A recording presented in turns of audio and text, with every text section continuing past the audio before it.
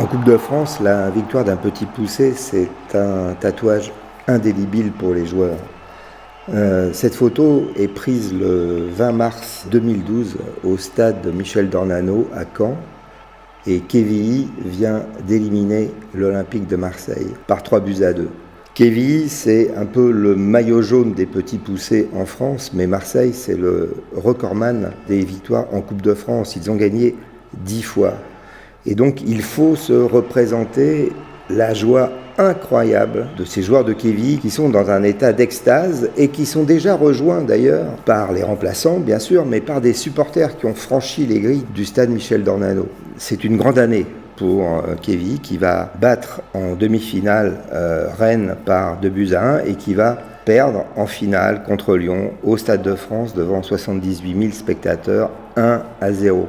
Ce n'est pas la première fois que ce club va en finale de la Coupe de France. Il y a été il y a très longtemps, en 1927, contre Marseille, déjà, pour une défaite par 3-0. Et ce qu'il y a un peu d'amusant, et qui va se raconter tout au long de la soirée dans les bars PMU du coin, c'est que le président du club de Quevilly était placé à côté du président de la République, Gaston Doumergue, et lui avait donné des coups de coude pendant tout le match, tellement il vivait cette partie avec émotion.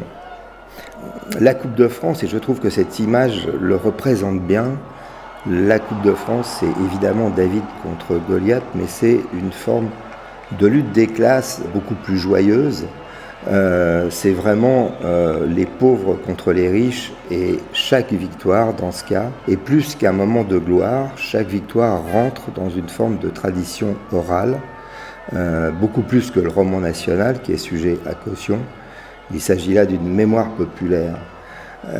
Et Quevilly, depuis 1927, d'une manière régulière, parvient à battre des clubs beaucoup plus riches que lui et parvient même à imposer un football absolument magique. Il y a une photo qui est remarquable, c'est celle de Julien Valero, donc le joueur de Quevilly, qui laisse exploser sa joie après le premier but du match qu'il vient de marquer. Et vraiment, il saute, il monte au ciel, et on voit bien qu'il a sauté tellement haut que je pense qu'il ne retombera jamais.